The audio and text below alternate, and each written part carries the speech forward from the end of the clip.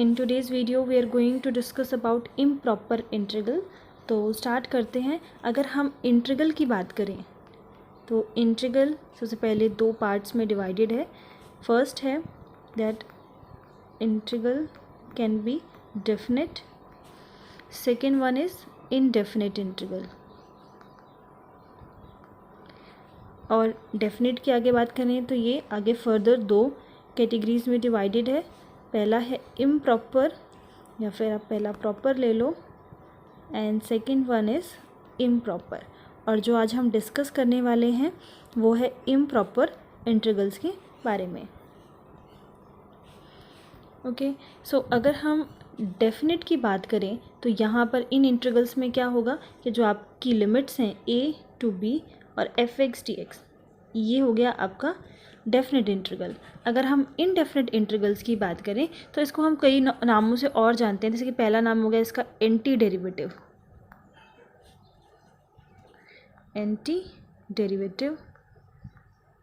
Second name इसका हो गया इन्वर्स डेरिवेटिव। ये सारे नाम आप लोगों को पता होने चाहिए। उसके बाद इसको हम प्रिमिटिव फंक्शन भी बोलते हैं, प्रिमिटिव फंक्शन।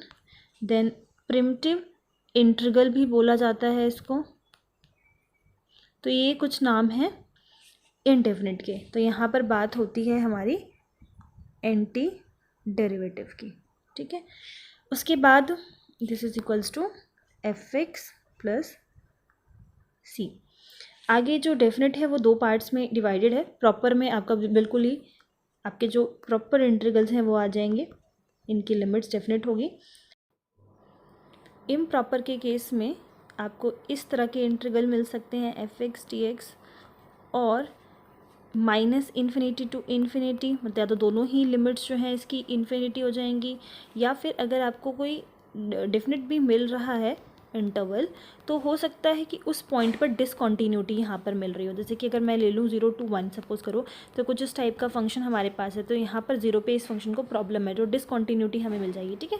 तो ऐसे ये हो गया टाइप 1, ये हो गया टाइप 2। ऐसे इंटीग्रल्स को हम बोलते हैं इम्प्रॉपर इंटीग्रल। तो आज इसी के बारे में हम डिस्कस करने वाले हैं। मैं आपको एक रूल बोलो या फिर एक प्रॉपर्टी बताऊंगी। उसकी हेल्प से अगर वो पर्टिकुलर फॉर्म आती है तो हम ये फाइंड कर सकते हैं कि इंटीग्रल जो है वो कन्वर्जेंट है या फिर divergent. First one is if integral is from 0 to b, ठीक है। फंक्शन की फॉर्म हमेशा ऐसी रहेगी 1/x⁻p dx। यहाँ पर अगर आप ध्यान से देखो तो 0 पे फंक्शन जो है इस पे डिसकॉन्टीन्यूटी हमें मिलेगी, ठीक है। तो 0 to b टाइप की हमारे पास लिमिट है। तो यहाँ पर आपको p की वैल्यू चेक करनी है। p की वैल्यू अगर लेस देन 1 है तो ये जो इंटीग्रल होगा वो आपका कन्वर्जेंट होगा। एंड जो सेकेंड रिजल्ट है उसमें हम यहाँ पर ले लेते हैं a to b, बट यहाँ पे जो कंडीशन है ये a वैल्यू जो है ये 0 से बड़ी होनी चाहिए। फॉर्म हमारी इंटीग्रल की ऐसे ही रहेगी। तो उस केस में अपोजिट बिल्कुल p की वैल्यू अगर ग्रेटर देन 1 है तो ये इंटीग्रल कन्वर्जेंट होगा, ठीक है।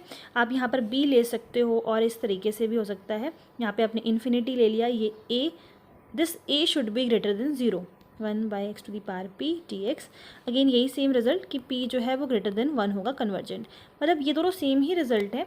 बस मुझे ये बताना है आपको कि अगर b की जगह पर यहाँ पर इन्फिनिटी भी है या कोई t वैल्यू है, कुछ भी हो, बट यहाँ ये जो है अगर ग्रेटर देन 0 है तो आप p की वैल्यू ग्रेटर देन 1 पे इंटीग्रल को कन्वर्जेंट बोलेंगे। तो ये दो रूल्स आप लोगों को याद रखनी है। अगर ये 0 है then p should be less than 1 in order to say that this integral is convergent, okay। तो ये एक important rule है। जैसे कि एक क्वेश्चन देख लेते हैं पहले। फर्स्ट क्वेश्चन इज, अगर इस क्वेश्चन की बात करें तो ये जून 2015 में आया हुआ है CSIR में। Limit is from 0 to a 1/x⁴ dx। So question ये था कि a यहाँ पर कोई भी पॉजिटिव रियल नंबर है और आपको ये बताना है कि कौन से इंटीग्रल कन्वर्जेंट होंगे, ओके। तो ये फर्स्ट टाइप में हमारे आ सकता है जब 0 हो, तो हमने बोला कि p की वैल्यू अगर लेस देन 1 है तो कन्वर्जेंट बोल सकते हैं। बट यहाँ पर क्या है, 4 वैल्यू है विच इज़ ग्रेटर देन 1, तो हम इसको कन्वर्जेंट नहीं कह सकते। Second question is 0 to a 1/√x dx, मतलब x to the power half है। यहाँ पर हाफ वैल्यू जो है वो लेस देन 1 है, तो इसको हम बोल सकते हैं कि ये कैसा है, कन्वर्जेंट। नाउ अगर हम बात करें रिमान इंटीग्रल की, तो देखिए रिमान इंटीग्रल में क्या होता है कि जो हमारा फंक्शन है रिमान इंटीग्रल, इसमें जो हमारा फंक्शन है या फिर जब हम डोमेन की बात करते हैं तो ये कैसे होते हैं हमारे बाउंडेड, और अगर इन दोनों में से कोई भी अगर आपका अनबाउंडेड हो जाता है तो उस केस में हम बात करते हैं इम्प्रॉपर इंटीग्रल की। जैसा कि मैंने अभी आप लोगों को बताया, जो लिमिट्स हैं अगर वो इन्फिनिटी के टूवर्ड्स टेंड हो जाएं या फिर अगर आपको किसी पॉइंट पर डिसकॉन्टिन्यूटी मिल रही है तो वो वहाँ पर अनबाउंडेड हो जा रहा है, ठीक है। ये तो डोमेन की बात कर लो या तो फंक्शन की बात कर लो, जब तक वो बाउंडेड है तो हम बात कर रहे हैं रिमान इंटीग्रल की, but as soon as it gets unbounded तो बात हो जाती है इम्प्रॉपर इंटीग्रल की। ओके, तो एक क्वेश्चन इसी से रिलेटेड और ले लेते हैं हम, जैसे कि ये आया हुआ था जून 2014 में, लेट एल्फ़ा और पी कोई रियल नंबर है और एल्फ़ा इज़ ग्रेटर देन 1। यहाँ पर बात की गई है, जैसे पहला ऑप्शन हो गया कि इफ़ पी ग्रेटर देन 1 है तो क्या इस इंटीग्रल की value -∞ to ∞ 1/mod(x p alpha dx) this will B less than infinity. मतलब ये जो कंडीशन है ये तीन स्टार्टिंग के तीन ऑप्शंस में सेम ही है, p की वैल्यू ग्रेटर देन 1/α, p की वैल्यू लेस देन 1/α, और कंडीशंस ये सेम ही चल रही है, लेस देन इन्फिनिटी। फोर्थ है for any p belongs to r, for any p belongs to r ये जो इंटीग्रल है वो इज इक्वल्स टू इन्फिनिटी आ जाएगा, यही same integral is equals to infinity आ जाएगा, बाकी सब में लेस देन इन्फिनिटी है। तो इस क्वेश्चन को सॉल्व करने के लिए आप पहले इंटीग्रल देखो, सब सारे ऑप्शंस में सेम ही इंटीग्रल इम्प्रॉपर इंटीग्रल की बात की गई है, तो इसी को सॉल्व कर लेते हैं, फिर हम p की वैल्यू को फाइंड कर सकते हैं। तो ये हो जाएगा -∞ to ∞ 1/mod(x to the power p alpha। यहाँ पर क्योंकि मोड लगा हुआ है इवन, फंक्शन कैसा है, इवन है, तो इसकी लिमिट को हम क्या कर सकते हैं, ट्वाइस टाइम 0 to ∞, ये हो जाएगा mod(x p alpha। अभी जो मैंने आपको रूल बताया कि अगर फंक्शन इस फॉर्म का हो तो हम p जो पावर रेस कर रखी है हमने उसकी हेल्प से फाइंड कर सकते हैं इसकी कन्वर्जेंस या फिर डाइवर्जेंस के बारे में। तो हम यहाँ पर इसको ब्रेक कर लेते हैं। ब्रेक करने का रीज़न सिर्फ इतना है क्योंकि जो फॉर्म मैंने आपको दो बताई थी, ये कैसे आप ब्रेक कर सकते हो, 2 टाइम्स ये कर लिया हमने 0 to 1, यहाँ पे कोई फाइनाइट वैल्यू, क्योंकि पहले टाइप में था 0 to b टाइप का फॉर्म था, ठीक है। तो 0 to b कर लिया, ये हो जाएगा 1/mod p to the power q। अब हमने जो दूसरा टाइप बताया था उसमें ये a to b था, where this a should be greater than 0, और मैंने कहा था या तो b हो या तो इन्फिनिटी हो तो भी सेम ही टाइप रहेगा। तो यहाँ पर बिल्कुल एग्जैक्ट 1 आ चुका है विच इज़ ग्रेटर देन 0, तो ये फॉर्म सेकेंड टाइप बन गई यहाँ से 1/∞, और ये आ गया mod p q, ठीक है। नाउ फर्स्ट ये जो पोर्शन है इसमें आपका टाइप 1 लग जाएगा रिजल्ट, इसमें टाइप 2 का रिजल्ट लग जाएगा। तो अगर हम इसकी बात करें तो पहले वाले रिजल्ट में था p should be less than 1 in order to get convergent, तो यहाँ पर अगर मैं कन्वर्जेंट की बात करूँ, ठीक है, तो p, सॉरी ये मैंने क्यों ले रखा है, ये अल्फा है, this is alpha, p to the power alpha, p to the power alpha. तो कन्वर्जेंट की अगर हम बात करें तो p अल्फा अगर लेस देन 1 हो जाए इस केस में तो ये हो जाएगा आपका कन्वर्जेंट। इस केस में p अल्फा ग्रेटर देन 1 अगर हो जाए तो हो जाएगा कन्वर्जेंट।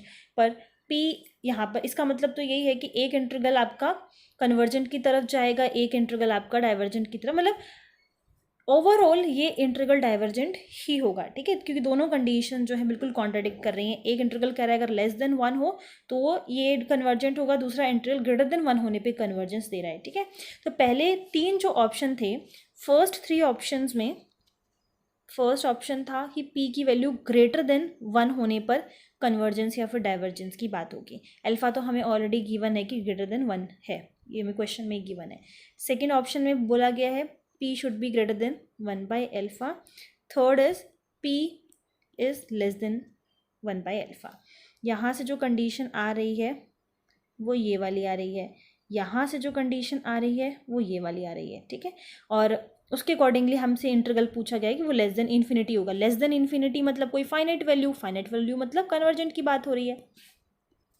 तो अगर मैं ये वाला कंडीशन मान लो, मैं ये वाला कंडीशन मान के चलती हूँ तो ये कॉन्ट्राडिक्ट करेगा। ये वाला कंडीशन अगर हम मान के चलते हैं तो दूसरा वाला कॉन्ट्राडिक्ट करेगा। तो पहला वाला भी इनकरेक्ट, दूसरा वाला भी इनकरेक्ट। इसकी हम बात करें तो ये सिर्फ पी के बारे में जो कंडीशन दे रखी है ये भी इनकरेक्ट हो जाएगा, ठीक है।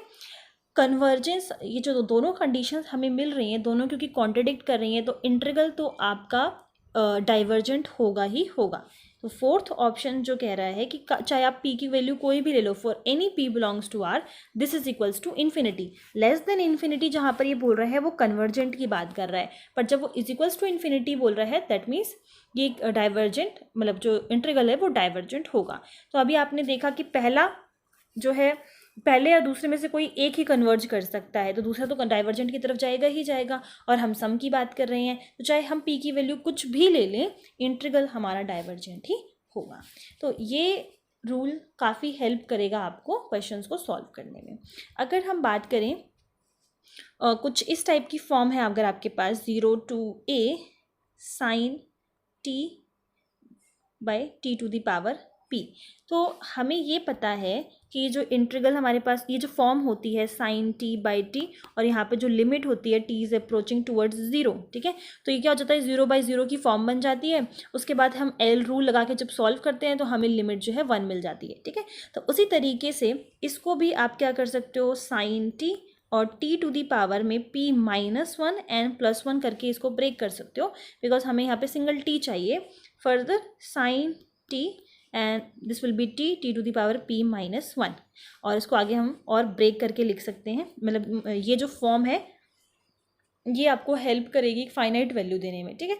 तो मैं बस इतना बताना चाह रही हूँ कि इस फॉर्म में अगर साइन की फॉर्म आती है तो साइन t/t जो है हमें एक फाइनाइट लिमिट देती है, तो आपको उसको ब्रेक करके ही सॉल्व करना होगा। इससे रिलेटेड एक क्वेश्चन देख लेते हैं। सो इसमें जो इंटीग्रल हमें दिया हुआ है that is from 0 to 1 t to the power p sin t dt। तो हम क्या कर सकते हैं, इस t to the power p को डिनोमिनेटर में शिफ्ट कर सकते हैं। So this will be sine t to the power -p। Again हम इसको ब्रेक करके लिख सकते हैं। ब्रेक कैसे होगा, हम मुझे t चाहिए यहाँ पर, तो मैं +1 -1 कर सकती हूँ। तो जो +1 वाला होगा वो हमने इस तरीके से लिख लिया, and this will B -p minus का 1। लिमिट यही हमारी चल रही है 0 to 1 dt, ओके। तो ये तो हमें फाइनाइट लिमिट दे देगा, बट अगर हम इसकी बात करें तो ये हम चेक कर सकते हैं। और ये जो फॉर्म है 1/x to the power p की, ये मैंने अभी आप लोगों को बताई। तो ये क्या हो जाएगा, अगर -p-1 ये इसकी पावर है, ओके। आप कॉमन लेके इस तरीके से लिख लो, यहाँ पर आ जाते हैं। लिमिट आपकी कौन सा टाइप है, ये रिजल्ट का टाइप 1 है। उसमें मैंने बताया था 0 to a टाइप की अगर फॉर्म हो, 0 पे हमें क्या मिल रही है, डिसकॉन्टीन्यूटी मिल रही है। तो उस केस में अगर ये वैल्यू लेस देन 1 हो जाती है, ये पूरी वैल्यू जो है लेस देन अगर 1 हो जाती है तो हमें मिलेगा कन्वर्जेंट, ओके। सो यहाँ से वैल्यू निकाल लेंगे हम, -p less than +1, -p less than 2, और minus this p should be greater then -2। दोनों साइड हम नेगेटिव का मल्टीप्लाई कर देंगे, साइन चेंज हो जाएगा। मतलब p की वैल्यू अगर ग्रेटर देन -2 है तो ये इंटीग्रल हमें कन्वर्जेंट मिलेगा। तो जो इसके ऑप्शंस थे, पहला था कि this i is convergent for p is equals to -12, p is equals to -3, -3/2, p is equals to 4/3, p is equals to -4/3। इस केस में डाइवर्जेंट, इस केस में कन्वर्जेंट, एंड इस केस में डाइवर्जेंट। ये हमसे पूछा गया है first option, second option, third option and fourth option. तो -2 से जो वैल्यूज़ ग्रेटर हैं वो करेक्ट हो जाएंगी। तो ये हो जाएगा, ये है -1, देखो ये हो जाएगा आपका -2, दिस इज +0 एंड ये आपका पॉजिटिव साइड। तो -2 -12 समथिंग यहाँ पर कहीं आएगा, तो इससे वैल्यू ग्रेटर देन, तो ये ठीक हो गया। -3/2 ये आपका जाएगा इसी साइड कहीं पर होगा, बट ये बोल रहा है इसमें डाइवर्जेंट है तो कन्वर्जेंट होगा, इसलिए ये गलत हो गया। फिर 4/3 है तो पूरा पॉजिटिव साइड ही हो गया, ये करेक्ट हो गया। -4/3 वो भी आपको कहीं इस तरफ मिलेगा, मतलब कन्वर्जेंट होगा, बट ये डाइवर्जेंट बोल रहा है तो ये इनकरेक्ट हो गया। सो आई होप आप लोगों को ये जो रूल मैंने बताया वो क्लियर है। एंड इस वीडियो में बस इतना ही। Thank you.